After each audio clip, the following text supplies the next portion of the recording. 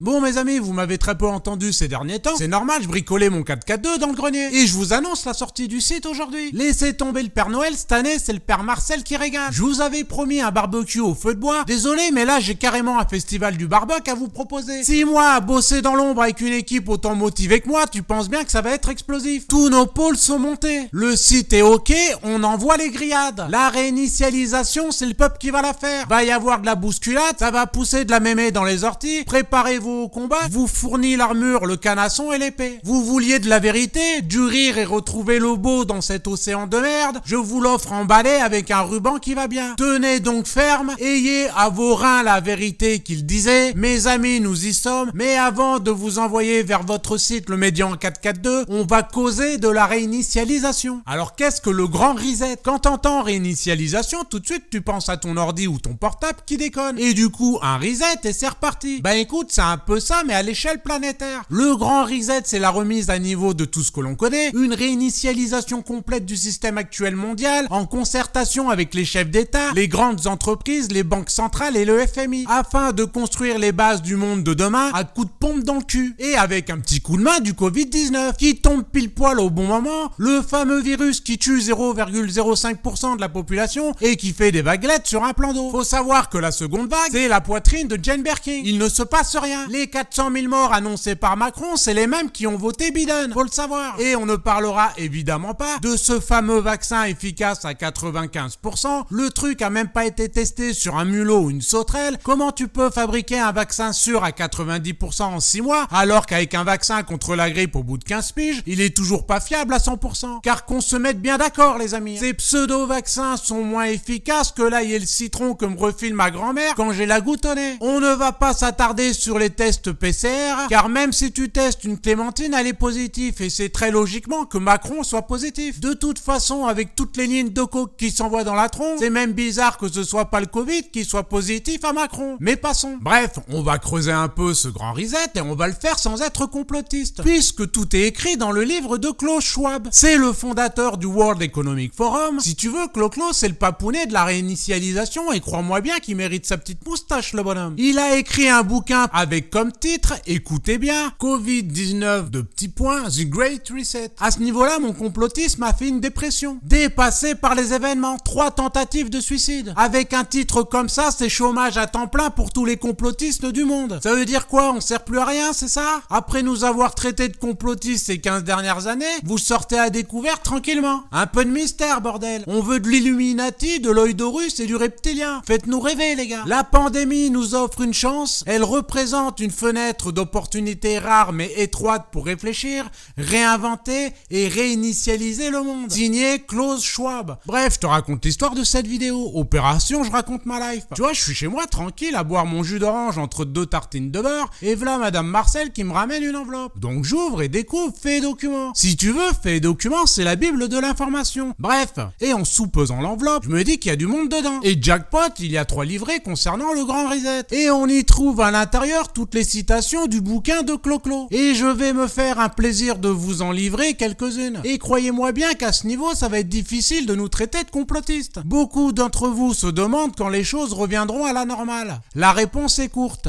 Jamais. Il y aura une ère avant le coronavirus et après le coronavirus. Donc la première question qu'on se pose, et c'est ce que mon pote Bernard m'a balancé pas plus tard qu'il y a 3 jours, t'es bien gentil mon bon Marcel, mais la preuve que le virus est mortel, c'est qu'il ne viendrait pas à l'idée des politiques de confiner au point que les emplois disparaissent, que les gens soient au chômage avec toutes les répercussions que cela entraînera. Faut avouer que la question tient la route. Quel est l'intérêt de tout ça? C'est quoi le mobile du crime? De vouloir faire disparaître la classe moyenne et les PME? Quel est le but de ce sacrifice? Jusqu'à 86% des emplois dans la restauration, 75% des emplois dans le commerce de détail et 59% des emplois dans le divertissement pourraient être automatisés d'ici 2035. Jusqu'à 75% des restaurants indépendants pourraient ne pas survivre au verrouillage et aux mesures de distanciation sociale ultérieures. Aucune industrie ou entreprise ne sera épargnée. Le but de ce sacrifice est de faire payer au petit peuple l'incompétence des banques. À bout de souffle. On ne pourra pas accuser les banques de l'écroulement qui va venir puisqu'ils se cacheront derrière le Covid comme seul coupable. Et je rappelle que le le mal engendre le mal et qu'il s'en nourrit. Donc quand vous tuez le restaurant du coin, vous tuez aussi le lieu de rencontre. Pareil au théâtre, à la salle de sport ou en boîte de nuit. Derrière l'élimination pure et simple de la classe moyenne, des PME, ce sont aussi les lieux de rencontre qui disparaissent. De quoi éloigner les hommes les uns des autres. Les technologies d'automatisation sont particulièrement bien adaptées à un monde dans lequel les êtres humains ne peuvent pas trop s'approcher les uns des autres. Les mesures de distanciation sociale et physique risquent de persister après la disparition de la pandémie elle-même, justifiant la décision de nombreuses entreprises de différents secteurs d'accélérer l'automatisation. Ils ont déjà tout prévu les mecs. Le message est de dire clairement à la classe moyenne, aux PME, nous n'avons plus besoin de vous, puisque les GAFA feront le boulot et qu'à terme, la robotisation remplacera les employés. C'est la 4e révolution industrielle. Donc on va vous donner un pécule pour que vous puissiez continuer à vivre, à condition de vous faire vacciner, d'accepter de vous soumettre et surtout de nous soumettre votre vie privée. Au cours des mois et des années à venir, le compromis entre les avantages pour la santé publique et la perte de la vie privée sera soigneusement pesé, devenant le sujet de nombreuses conversations et de débats animés. La plupart des gens craignant le danger du Covid-19 se demanderont, n'est-il pas insensé de ne pas tirer parti de la puissance de la technologie pour venir à notre secours lorsque nous sommes victimes d'une épidémie et que nous sommes confrontés à une sorte de situation de vie ou de mort? Ils seront alors disposés à renoncer à une grande partie de leur vie privée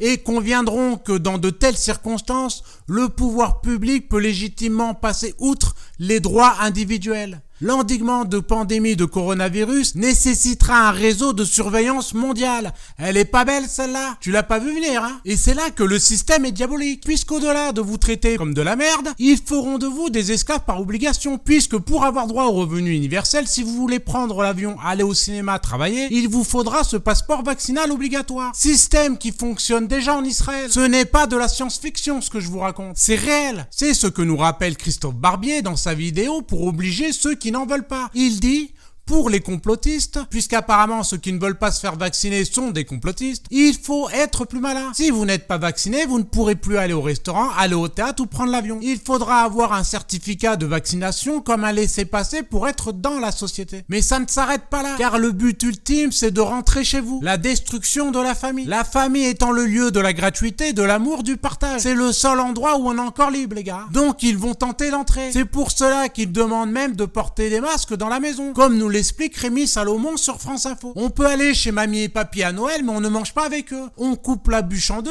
ils vont manger dans la cuisine et nous dans le salon. Comme avec ton clébard en fait. Tu prends les vioques, tu les mets dans la cuisine avec la gamelle et hop, joyeux Noël. Rappelez-vous de ce que disait le directeur exécutif de l'OMS, Dr Michael Ryan, qui menaçait les parents de retirer les enfants du foyer s'ils avaient le coronavirus. Et ce que disait aussi Jacques Attali. À cette époque, ça n'a pas fonctionné et c'est encore difficilement applicable aujourd'hui, mais c'est un travail au corps. Les mecs pensent à long terme. C'est pas pour rien que l'homme est considéré comme l'enculé de l'humanité depuis plus de 50 ans. Traité de macho par les féministes hystériques qui lui pissent dessus sans arrêt sur tous les plateaux TV. Puisque chez ce macho viril, tu ne peux pas rentrer chez lui et lui prendre ses gosses sans prendre de torgnoles dans les dents. Parce que même si Madame Marcel gère la clé de bras, ça tape à la porte, c'est moi qui ouvre. Pendant ce temps, Madame fabrique les cordes et le poison. C'est un travail d'équipe, hein, on se complète les amis. Dernière chose et pas des plus drôles, que vont être les conséquences de tout ça? C'est pas simple à dire, mais il est clair que le suicide va exploser. Tout comme les divorces, les addictions, les dépressions, etc. Je pense que nous arrivons au summum de la saloperie. Dans le nord-est de Paris, à cause du confinement, on constate un doublement des tentatives de suicide chez les mineurs de moins de 15 ans par rapport à l'année dernière. Le professeur Richard Delorme, qui dirige le service de psychiatrie de l'enfant et de l'adolescent de Robert Debré, a adressé un message d'alerte à l'agence régionale de santé et aux autorités sanitaires. Les tentatives de suicide chez les jeunes de moins de 15 ans enregistrées dans son établissement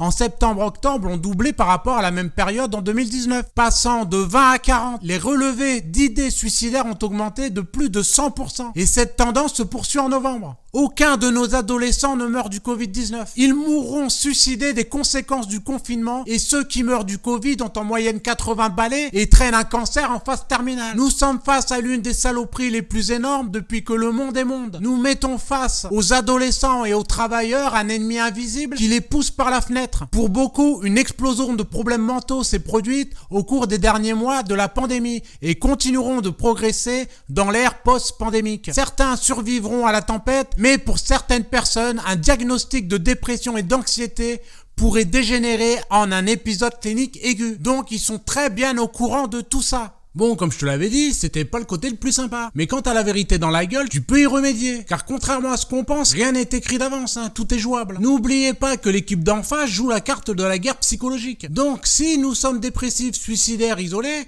on est foutus. Mais si nous allons à l'encontre de ce qu'ils nous préparent, il y a moyen de retourner la situation et de les confiner en tôle entre Patrice Allègre et Guy Georges. Tout ne se passe pas comme prévu. Ils n'avaient pas prévu Raoul, Péronne et tant d'autres. Ils n'avaient pas prévu cet éveil des consciences incroyables. Ils n'avaient pas prévu ce refus massif des vaccins et surtout ils n'avaient pas prévu le 4-4-2. Ils n'avaient pas prévu que les Marcel et les Madame Marcel allaient se fédérer. Donc comprenons-nous bien, c'est perdu pour celui qui ne combat pas. J'ai avec moi 500 combattants qui m'ont contacté et 60 qui sont actifs dans le média en 4-4-2 avec un pôle traduction mené par Aria qui envoie pratiquement une vidéo par jour sans compter les articles et les vidéos de plus de 30 minutes. Nous avons un pôle musique avec AX et de grandes surprises vous attendent. Ça va zouker les amis. Un pôle dessin avec Conspi Comics aux commandes dont vous pourrez voir les réalisations incroyables et des dessinateurs chauffés à blanc. Une rédaction de très haut niveau avec Thierry aux manettes et bien sûr Jacqueline à la correction qui prépare des dictées car je ne vois pas pourquoi il n'y aurait que moi qui mange. On a dit qu'on l'a joué collectif les gars. Rudy au pôle montage avec un talent incroyable dont certains disent qu'il est notre couteau suisse alors que je suis sûr que c'est lui qui les a inventés. Et bien sûr mon bras droit Jordan, celui qui décroche le téléphone plus vite que son ombre. Mais ce n'est pas que ça, c'est aussi un moyen de renouer avec le réel,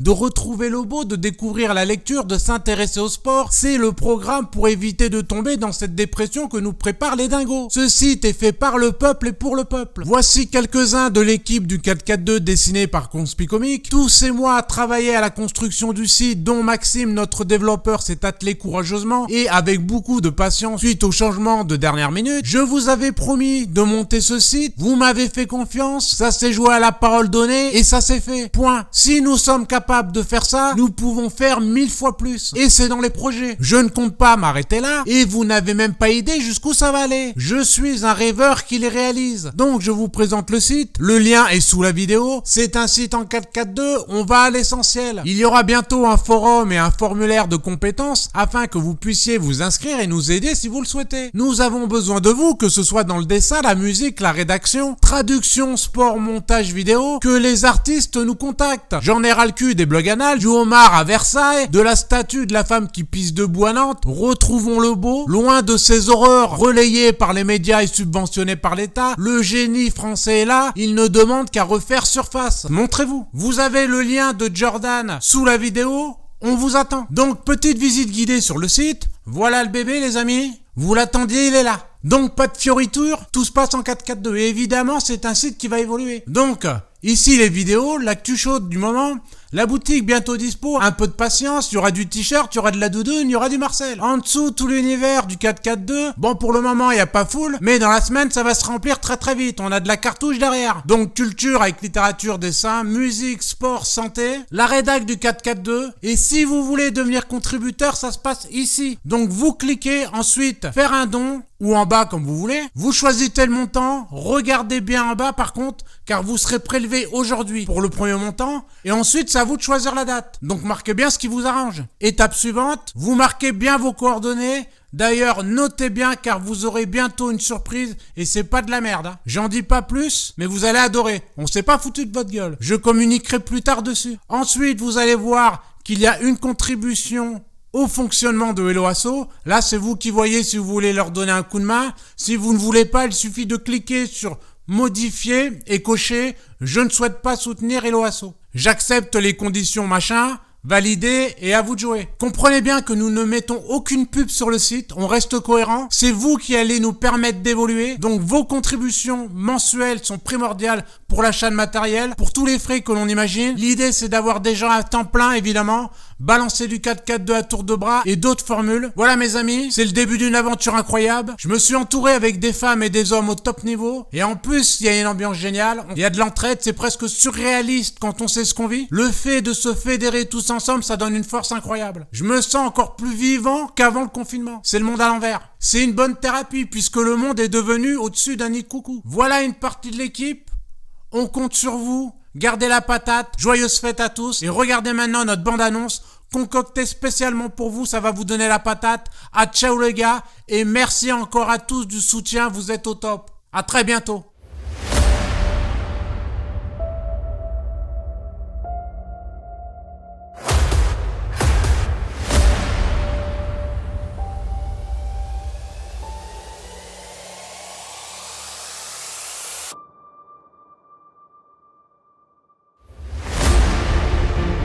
L'information de cette fin de journée, Joe Biden est donc devenu le 46e président des États-Unis.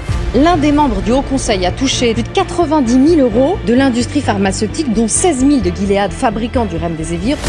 Capable de mener la campagne dans la durée, là ça devient très intéressant pour Macron. Il aura continué à diviser, et quand on divise, on règne. Nous n'aurions pas d'autre choix que de placer Paris et la Petite Couronne en zone d'alerte maximale. J'ai décidé qu'il fallait retrouver le confinement. À étendre les mesures de couvre-feu à 38 nouveaux départements et à un territoire d'outre-mer, la Polynésie.